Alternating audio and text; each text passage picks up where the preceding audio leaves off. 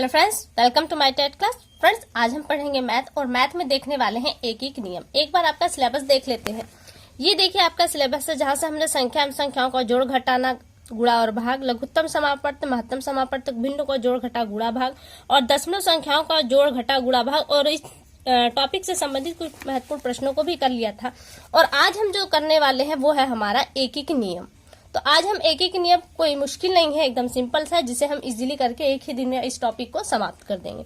तो अपने टॉपिक पे आ जाते हैं। यहाँ पे मैंने कुछ प्रश्न लिए हैं, उन प्रश्नों के माध्यम से हम इस टॉपिक को कंप्लीट करेंगे। एक एक नियम में एक वर्ड अलग हो रहा है, एक और इक्की। एक का नियम आपको यहाँ पे निकालना है, यानी कि कोई वस्तु दी होती है, उसमें से पहले आप एक का प्राइस निकालेंगे, फिर आप टोटल का बताएंगे। जैसे आपसे कहा जा रहा है कि 10 आमों का रेट 25 रुपए है। प्रश्न को ध्यान से सुनिएगा। 10 आमों का रेट 25 रुपए है, तो 100 आमों को आप कितने रुपए में खरीदेंगे? तो आप क्या करेंगे, यहाँ पे पहले 10 आमों का आप रेट निकालेंगे। तो 25 डिवाइड कर देंगे 10 से 25 को, तो आपको मिलेगा 2.5 रुपए। तो एक आम की कीमत 2.5 रुपए मिल गई। तो अब एक आम की कीमत 2.5 रुपए है, तो 100 आम खरीदने के लिए आपको कितना खर्च करना पड़ेगा? तो 100 गुणित आप 2.5 कर देंगे, तो आपको 100 आमों की कीमत निकल जाएगी। तो कुछ इसी तरह के इस टॉपिक में आपको प्रश्न मिलेंगे, एक एक नियम। और कुछ प्रश्न ऐसे भी होते हैं जो एक एक नियम के होने के बावजूद भी दिमाग में थोड़ा उलटफेर करते हैं। तो ऐसे प्रश्नों को भी हमने लिया है। और यहाँ से जो लास्ट में हमने जो प्रश्न लिए हैं वो आपके एग्जाम में आए हुए प्रश्न है, उसी तरह के प्रश्न आपके एग्जाम में आए थे। हमने यहाँ पे उसका बदला हुआ रूप लिया है। तो आइए स्टार्ट करते हैं अपनी वीडियो। देखते हैं यहाँ पे प्रश्न। हम पहला प्रश्न क्या है, एक रेलगाड़ी 480 किलोमीटर चलती है 8 घंटे में। 480 किलोमीटर की दूरी तय कर रही है वो 8 घंटे में, तो वह 2 घंटे में कितनी दूरी तय करेगी? 8 घंटे में चल रही है 480, तो हम पहले क्या करेंगे, 1 घंटे का नियम निकालेंगे, यानी कि 1 घंटे में वो कितना चल रही है निकालेंगे। तो ये सिंपल सा तरीका आप समझ भी गए होंगे। क्या करेंगे, इसी 480 को अगर हम 8 से डिवाइड कर दें तो हमें 1 घंटे में वो कितनी दूरी तय कर रही है ये मिल जाएगा। इसके लिए बहुत ज्यादा आपको सोचना नहीं है। फॉर्मूले हैं तो फॉर्मूले भी यही है, जो रखने का प्रोसेस है वही फॉर्मूले है। तो आप फॉर्मूलों को इग्नोर कर दीजिए, रखने के प्रोसेस को समझ लीजिए। तो 480 को अगर हम 8 से डिवाइड कर दे, भाग दे दे, तो 1 घंटे में ट्रेन कितनी दूरी तय कर रही है ये हमें मिल जाएगा। तो 8 छंग 48 और ये 0 आप ऐसा कैसा लगा दीजिए, यानी कि 1 घंटे में ट्रेन कितनी दूरी चल रही है, 60 किलोमीटर। तो कह रहा है कि 2 घंटे में कितने चलेगी। अगर 1 घंटे में 60 किलोमीटर चल रही है तो जायज सी बात है 2 घंटे में 120 किलोमीटर चलेगी। अगर लिखने का प्रोसेस आप अपनाना चाहते हैं तो डायरेक्ट कर दीजिए, या वैसे ही अपना लिख लीजिए। तो कितना हुआ, 120 किलोमीटर। कि पहले आपने 1 का निकाला, उसके बाद अब 1 का आपने निकाल लिया, चाहे आपसे 2 का पूछे, चाहे 20 का पूछे, चाहे 2000 का पूछे, आप उसमें गुणा करके उसको दे देंगे। तो यहाँ पे आपका आंसर है 120 किलोमीटर। ऑप्शन कौन सा सही है? ऑप्शन ए आपका यहाँ पे सही है। 120 किलोमीटर दूरी तय करेगी ट्रेन आपकी। दूसरा क्वेश्चन क्या है? दूसरा क्वेश्चन है, यदि 4 कलमों का मूल्य 16 पेंसिल के मूल्य के बराबर है तो 96 पेंसिलों के बदले में कितनी कलम ली जा सकती है? कह रहा है कि 4 कलम है का मूल्य, 4 कलम का जो मूल्य है वही 16 पेंसिलों का मूल्य है। तो 96 पेंसिलों को कितने में खरीदा जाएगा? तो आप जान रहे हैं कि 4 कलम बराबर 16 पेंसिल, तो 1 कलम बराबर आपको निकला है, तो 16 बटे में 4 कर देंगे, तो 4 चौके 16, यानी कि अब 1 कलम आप लेते हैं तो वो 4 पेंसिल के बराबर है। तो 4 पेंसिल के बराबर क्या होगी आपकी 1 कलम। और कितनी कलम पेंसिल लेनी है आपको? 96। तो आप क्या करेंगे, आप 4 से डिवाइड कर देंगे, किसको? 96 को। तो 96 बटे में क्या करेंगे, 4 कर देंगे, काटेंगे, 4 दूनी 8, 1 16, 4 चौके 16, आपका आ गया 24। यानी कि अगर 96 पेंसिल आपके पास है, उसके बदले में आप पेन लेना चाहेंगे तो आपको 24 पेन मिलेंगी। कौन सा ऑप्शन यहाँ पे सही है? ऑप्शन सी आपका सही है। अगला देख लेते हैं।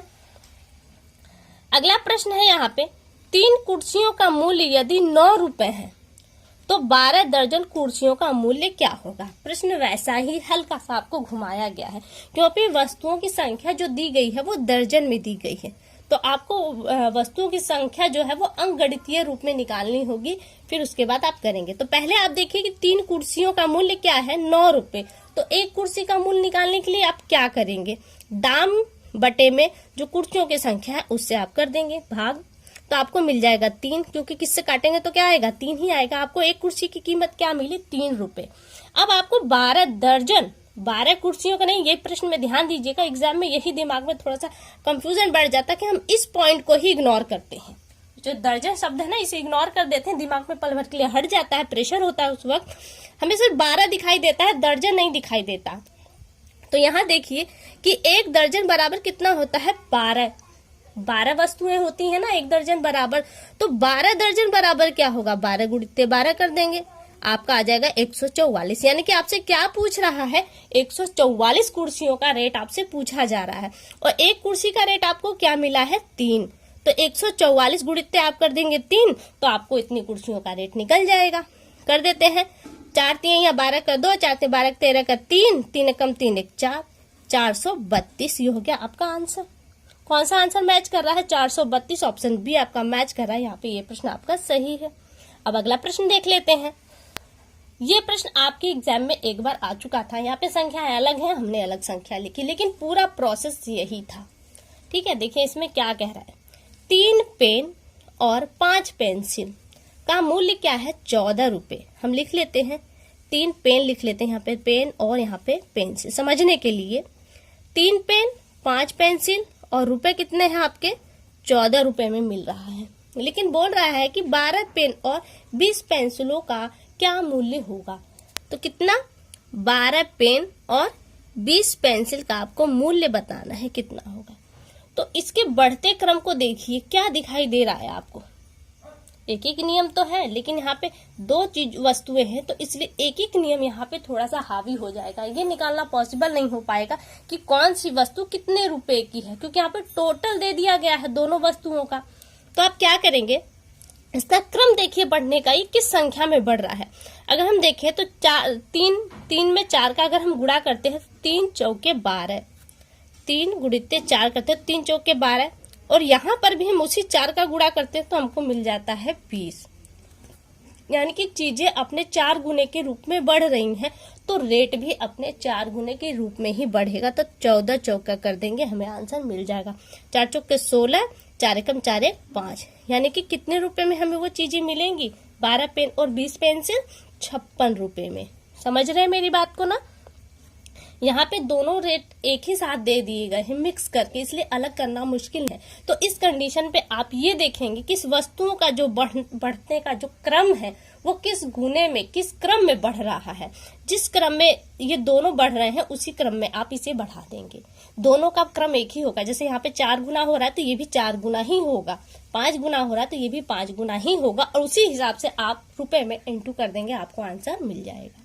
तो यहाँ से आपका आंसर आ गया 56, ऑप्शन सी आपका सही है। अगला प्रश्न देख लेते हैं। अगला प्रश्न है कि 1 मीटर के झंडे की छाया 75 सेंटीमीटर है, तो उस वृक्ष की ऊंचाई क्या होगी जिसकी छाया 15 मीटर है। देखिए यहाँ पे कहाँ पे फंसाया गया है, प्रश्न इसी है इजी, प्रश्न इजी है आपके एक एक नियम के ही तरह। झंडे की जो ऊंचाई दी गई है वो मीटर में दी गई है, और उसकी जो परछाई है वो सेंटीमीटर में, और पूछ रहा है कि एक वृक्ष है जिसकी ऊंचाई आपको बताना है और उसकी जो छाया है वो भी 15 मीटर में है। अब यहाँ पे मीटर यहाँ पे सेंटीमीटर। आपकी राशियां, ये राशियां इन्हें कहते हैं, आपकी राशियां अगर जो दिए गए आंकड़े उनमें बराबर होनी चाहिए, यानी कि अगर ये मीटर है तो ये भी मीटर ही होना चाहिए था, अगर सब सेंटीमीटर है तो सब सेंटीमीटर ही होना चाहिए था, तभी आपके आंकड़े निकल पाएंगे, अन्यथा गलत हो जाएंगे। तो हम यहाँ पे पहले इन राशियों को एक समान करेंगे, मीटर को हम सेंटीमीटर में बनाएंगे या फिर सेंटीमीटर को मीटर में। तो सेंटीमीटर को मीटर में बनाने में प्रॉब्लम होगी, हम मीटर को सेंटीमीटर में ही बना देंगे। तो आप जानते हैं 1 मीटर बराबर क्या होता है, 1 मीटर बराबर 100 सेंटीमीटर।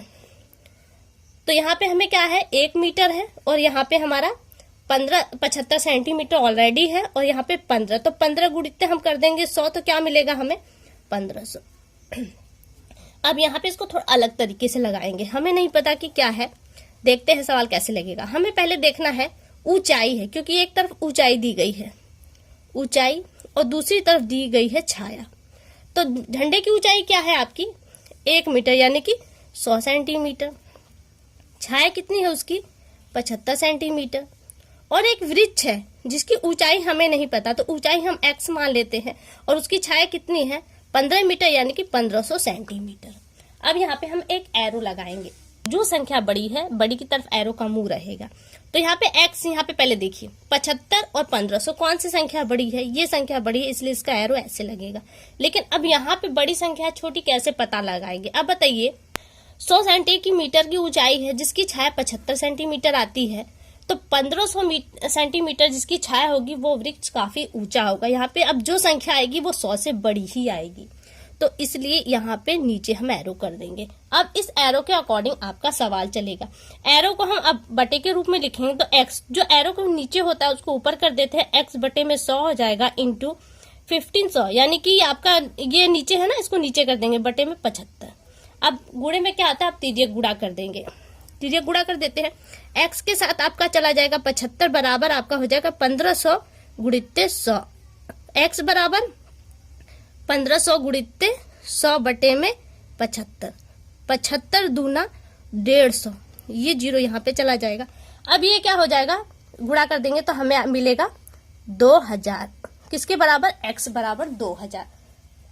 तो x बराबर हमें 2000 मिल गया। अब ये 2000 है क्या, ये हमारा सेंटीमीटर है, लेकिन अब आपके ऑप्शन देखिए मीटर में दिए गए हैं, तो आप क्या करेंगे, इसे आप मीटर में कन्वर्ट करेंगे। तो 2000 सेंटीमीटर बराबर 100 सेंटीमीटर, जीरो कट जाएंगे, आपका बचेगा क्या 20, और ये क्या मिला है आपको, मीटर। तो यहाँ से कौन सा ऑप्शन सही होगा, बी ऑप्शन आपका सही होगा। तो आइए एक और लास्ट प्रश्न कर लेते हैं हम लोग। ऊपर जो भी आपने सवाल किया उसी तरीके से ये भी सवाल चलेगा। प्रश्न है 25 श्रमिक एक मैदान की घास को 6 दिन में काटते हैं, 15 श्रमिक उसी मैदान की घास को कितने दिनों में काटेंगे। देखिए 25 श्रमिक लगातार काम कर रहे हैं और 6 दिन, एक श्रमिक का निकालना मुश्किल होगा क्योंकि एक श्रमिक जो है वो भी 6 दिन ही काम कर रहा है जितने 25 मजदूर काम कर रहे हैं। तो ऐसे में आप एरो का सहारा लेंगे, तो आप पहले लिखेंगे श्रमिक और बाद में बना देंगे दिन। श्रमिक के नीचे 25 और दिन के नीचे 6। अब 15 श्रमिक पूछ रहा है कितने दिनों में काम करेंगे, तो आपने इस तरह से लिख लीजिए। अब आप यहाँ पे एरो लगाएंगे, बड़ी संख्या की तरफ एरो का मुंह होगा तो हमने इधर कर दिया। यहाँ कह रहा है कि 25 श्रमिक है 6 दिन में काम करते हैं, तो 15 श्रमिक उसी काम को करेंगे तो ज्यादा वक्त लेंगे, इसलिए एरो का मुंह आपका नीचे चला आएगा। कर देते बटे के रूप में, तो 25 बटे में 15, क्योंकि अब यहाँ पे देखिए एरो का मुंह ऊपर है तो 25 ऊपर ही रह जाएगा, तो 25 बटे में 15 इंटू अब क्या हो जाए, x ऊपर चला गया, x बटे में 6, इसको वो कर देंगे तो 25 गुणित्ते आपका 6 बराबर 15 गुणित्ते x।